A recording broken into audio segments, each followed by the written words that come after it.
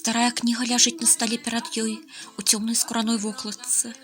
Стол накрыты чыстай клеёнкай, белай, у цёмна-шэрую клетачку, нагадваючай насоўку з палатнянай тканіны. Клетачкі выцерліся, і цяпер ледзь бачныя, толькі па краях яшчэ захаваліся. Але сама клеёнка чыстая, выцертая да дзірак, да бляску. Яна блішчыць перад ёй шаравата-белай плямай, як вясновы снег. Астатняе ж губляецца ў зброку. Вечар надыходзіць, але яна не заўважае гэтага. Яна сядзіць на стуле і глядзіць на кнігу. Стул высокі, драўляны, парыпваючы. Стул новы, але ж і падлога і столь пацямнелі ад часу. Нязасланы клеёнкай край сталу ашчэрыўся голым выцертым дрэвам, адпаліраваным локцямі і далонямі. Палавіцы падлогі засланыя палавікамі. На столе, нефарбаванай, цёмнай, вісіць лямпу абажур на доўгім снурку, і здаецца, што яна спускаецца аднекуль з цемры, ліхтарак на вяровачцы, маленькая душа, звязаная з небам тонкай ніткай. Агеньчык у ёй запальвае Бог, які нябачнай моцай бяжыць па проваду. Калі ж свет выключыць, душа памрэ, і зноў народзіцца пры наступным уключэнні. Гэта называецца Елгул. Пра гэта ёй распавёў дзед. Дзед быў равінам, і ў час вайны цудам здолеў выжыць у лагерах. Нейкім дзівам захаваўшы Тору. Вярнуўшыся дамоў, на ўсход адшукаў дачку, яе маці. Яе схавалі ў дзіцячым доме, дзе выдавалі за рускую.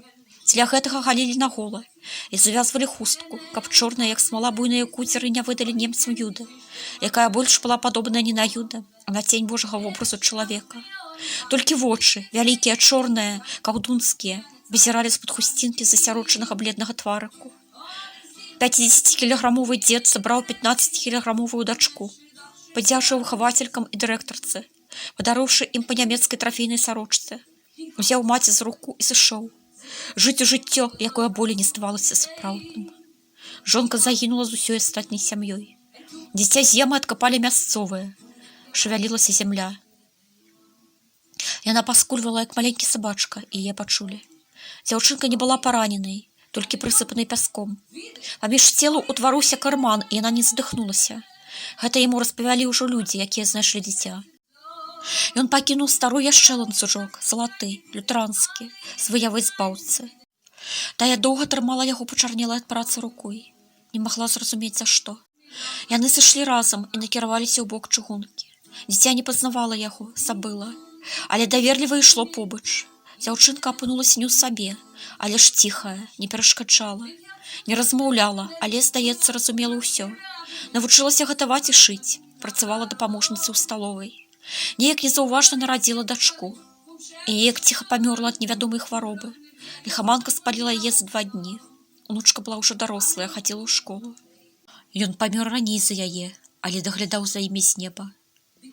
Часта прыходзіў, нешта раіў, яна чула. Ківала. Калі яна памёрла, забраў яе, сустрэў і ўзяў за руку. Як тады. Яны пайшлі па нябёснай дарозе ў напрамку чыгункі, ідуць і размаўляюць дагэтуль. А яна глядзіць на кнігу, і кніга глядзіць на яе. Яна раскрытая, але яна не ведае літары. Яны такія прыгожыя, каб яна магла іх чытаць. Трэба схадзіць у бібліятэку за слоўнікам, у вялікую, у цэнтры. Там ёсць усе кнігі на свеце, вырашыла яна. Закрыла кнігу, схавала ў шафу камоду і лягла, не распранаючыся на ложак. Было халодна, а печку яшчэ не палілі. Яна была ў іх агульная, на ўвесь барак. І яны разам куплялі дровы, і тыя, хто купляў, усё эканомілі, цягнулі. Пэўна, патрацілі грошы, падумала яна, засынаючы. Раніцой яна прачнулася да золку, умылася халоднай вадой, расчесала чорныя бліскучыя валасы шчоткай, апранула спадніцы ў ваўняны тонкі швэдэр, накінула паліто і пайшла ў бібліятэку. Яе ногі ў вузкіх туфлях дробна стукалі па асфальту снулай вуліцы. Была субота, дзень шабат. Горад спаў, прыкрыўшы вочы залатой лістотай. Ранак халодным золкам перарэзаў неба, рассек хмары. Яна ўвайшла ў будынак, хвалюючыся. Там павінна быць, вырашыла, накіроўваючыся да вялікай залы праходзіць бялюткіх калёнаў. «А зачем вам словарь иврит?» Пачуў ён рэзкі, пранізлівы, крыху візглівы голас. «Вы учитесь или работаете? А кем? Мы даем только студентам кафедры и сотрудникам. Да, это книга ограниченного распространения. Вы не знали? А зачем вам вообще? Письмо прочитать какое? Старая, знаками? Девушка, у вас не может быть письма на иврите, только на идиш. Вы что-то путаете. На иврите пишут только книги, религиозные. Откуда они у вас? У вас есть книга на иврите? Нет? Вон полка с еврейской литературой. Там, за Марксом, в углу. Там найдете словарь. Послушайте, я не дам вам иврит. Странно, я не могу. Плохо объяснила? Дайте ей. Это моя студентка. Дзяўчына расхоплена пазірнула на яго і раптам парушавела і кіўнула. Яе вялікія чорныя вочы глянули на яго с удзячнасцю. Борис Михайлович, ой, ну что вы, я не могу. У нее ни студенческого ничего, а карточки нет. Не знаю, как это, с меня спросят.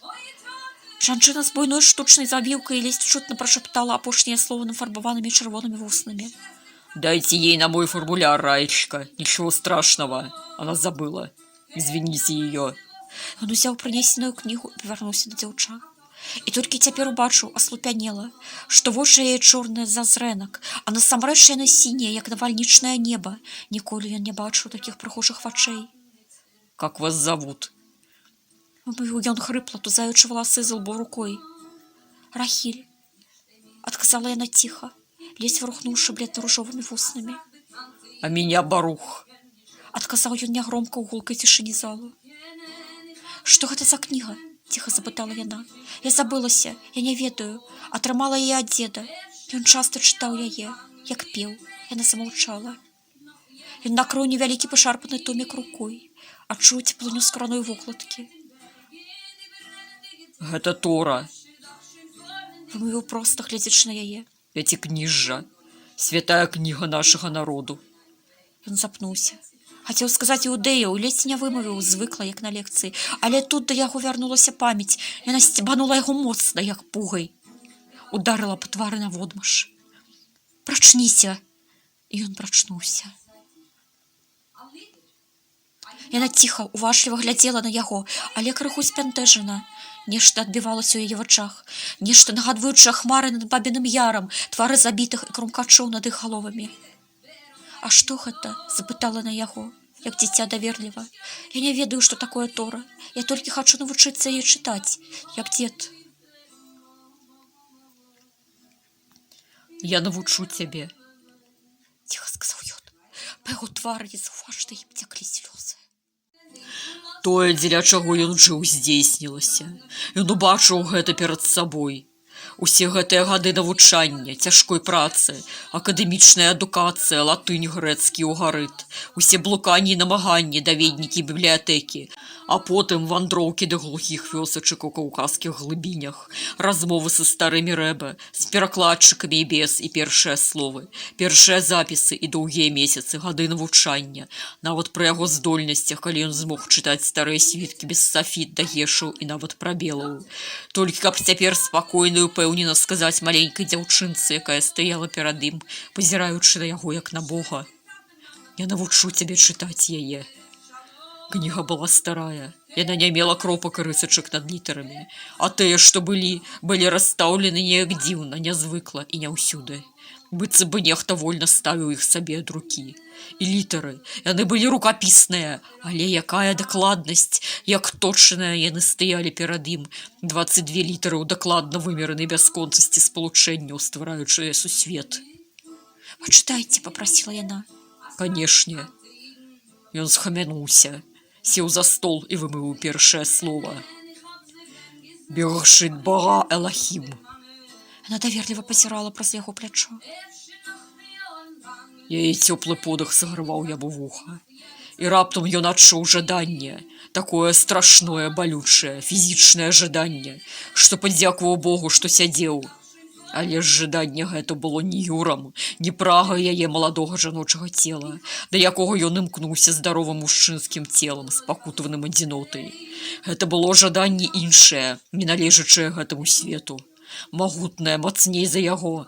Ён жадаў быць Богам, жадаў ствараць, жадаў чытаць гэтую кнігу, і жаданне грукатала на яго вуснах рокатам Бершит бара, якое разрывала прастору, выплёўваючы вонкі сусветы. Магутнасць гэтага гулу ап'яняла яго. Вакол разгортваліся нябёсы, пад імі распрасціралася зямля, буйнелі травы, па іх беглі статкі антылопаў і аленяў. Вада віравала рыбай, шагэцу, а потым зашапацела луска па лісці.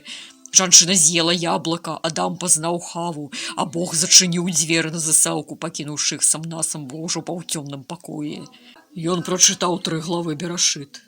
Перакладаючы ёй падказу, і спыніўся. Яна глядзела на яго. Гэта казка, ціха запытала яна. Не, гэта праўда. Усё так і было. А цяпер мы тут. Ён абвёў рукамі кватэру. Тору не толькі чытаюць, яе тлумачаць. Сядай, я раскажу табе. Яна села побач і слухала.